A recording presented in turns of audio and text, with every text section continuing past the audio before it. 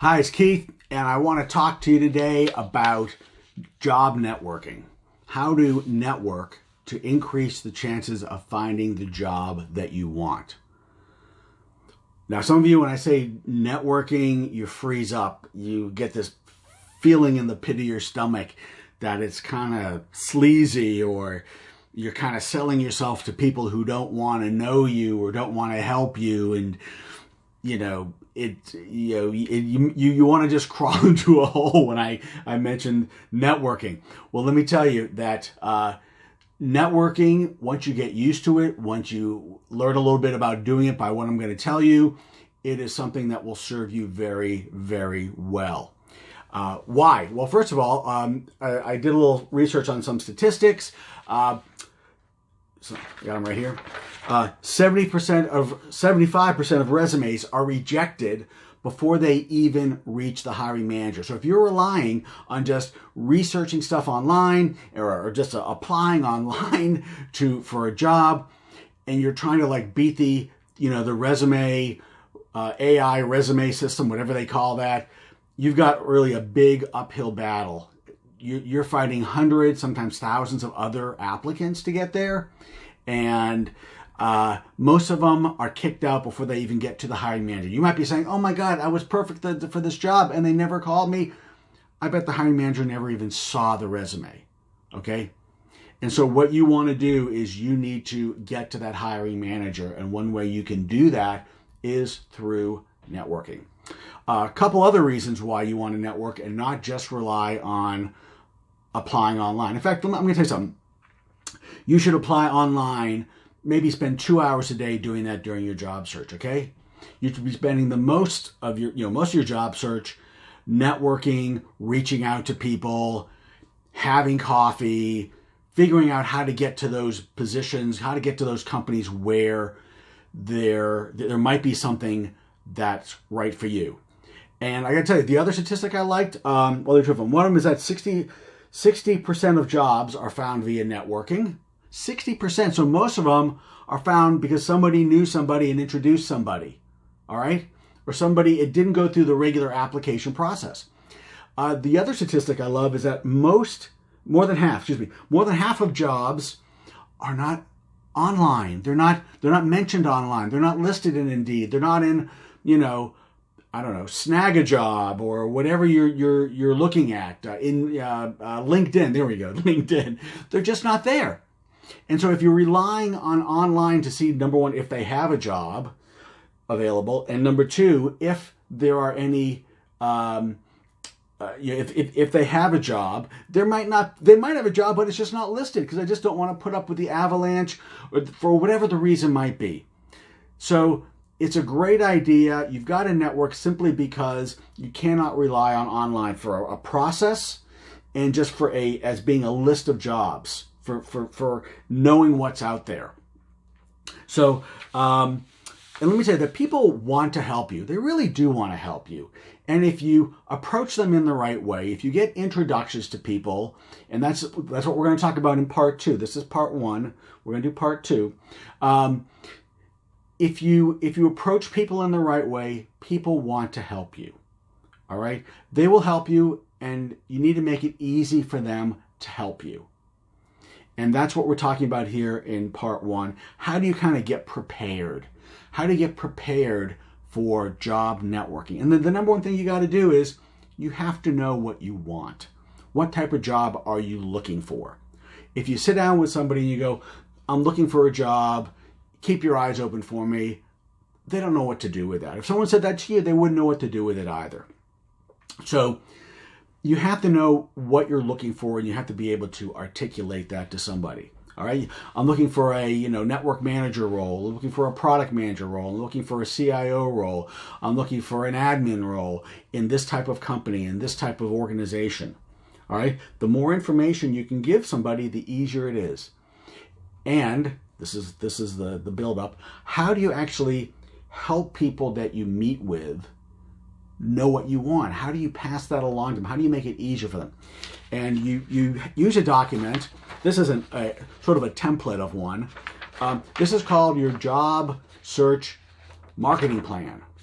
And while it's really for the people that you're going to be meeting with, I guarantee you it's going to be of great value to you, because having to put this together, and I recommend that you do, contact me and I will send you one, keith@keithfinger.com.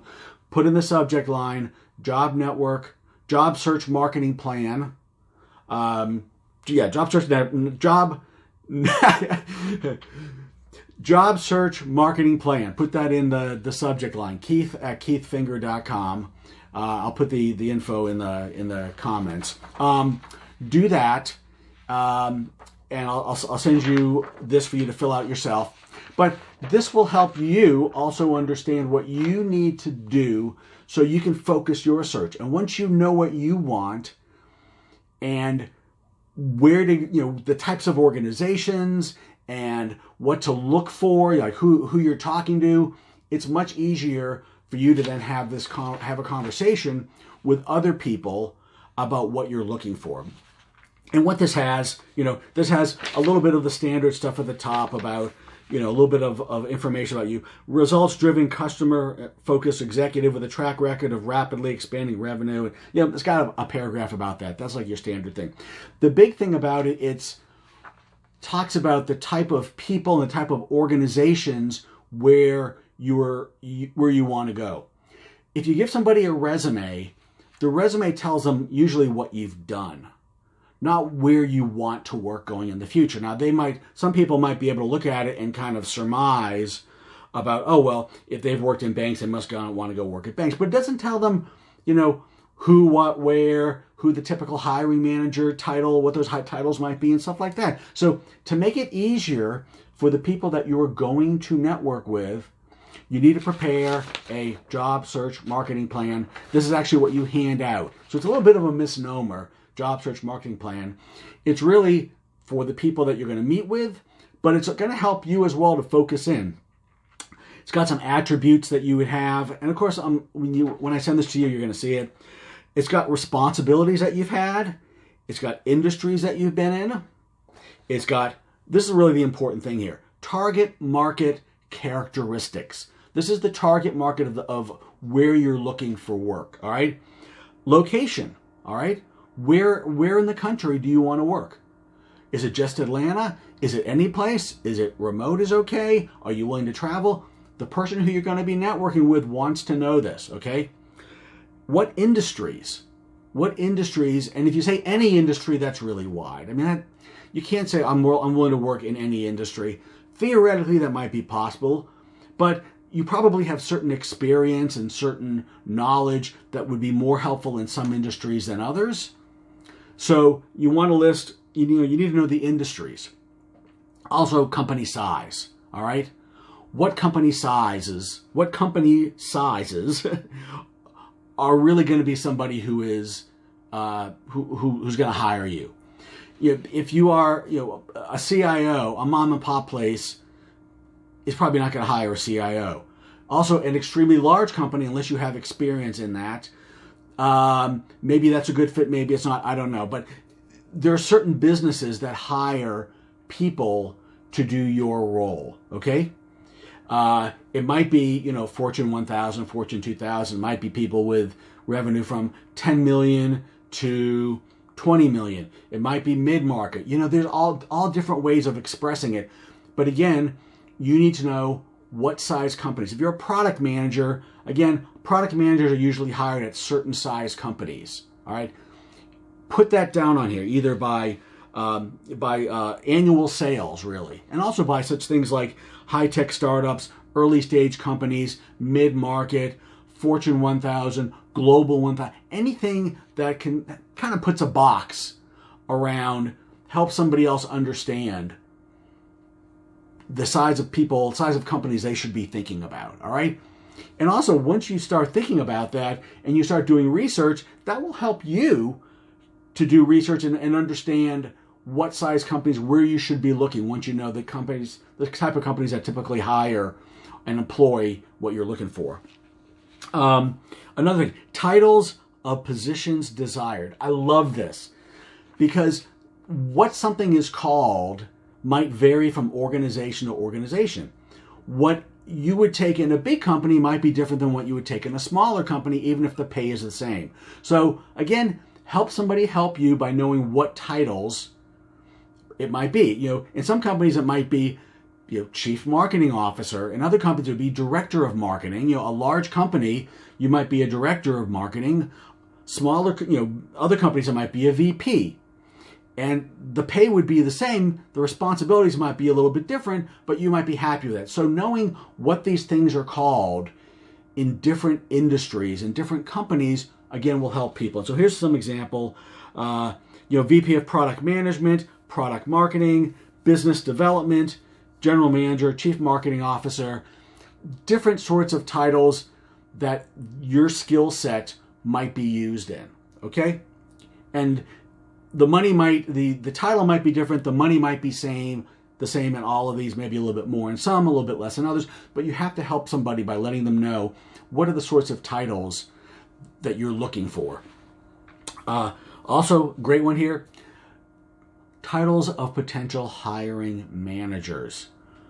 Who are the types of people that would be interviewing for you? In a smaller company, it could be the president, the CEO. In a bigger company, it might be like a VP. It could be a divisional VP. So again, knowing who this is, of course, HR is going to get involved at some time, but understand who are the people that might be hiring you. If you're, again, going to be like a financial analyst, would it be the controller? Would it be the VP of finance? Who would that be? Help people by, again, you're going to put that down here on your job search marketing plan. And the last one, I really love this one. Last one, organizational culture. Okay, we all know what kind of organizations we like, right? Some people like a very traditional organization. Some people like that startup culture. Some people like organizations where the employees have more of a say. You really need to be able to articulate to somebody what's the type of culture you like. I like places that are a little bit more dynamic. And I once interviewed someplace, and the building was like straight out of the 1950s. All right, it was just, not that it was like Mad Men, but it was just really, the culture was really old school and hidebound, and I knew that I just wouldn't like working in there. To me, the environment reflected the culture, and the culture reflected the environment, and it wasn't what I was looking for. So if you know kind of where you like to work, what type of culture, you need to put that down as well, because that helps people get started and get thinking for you. The last part, and that'll be the end of chapter 1, or part 1, is target companies, right?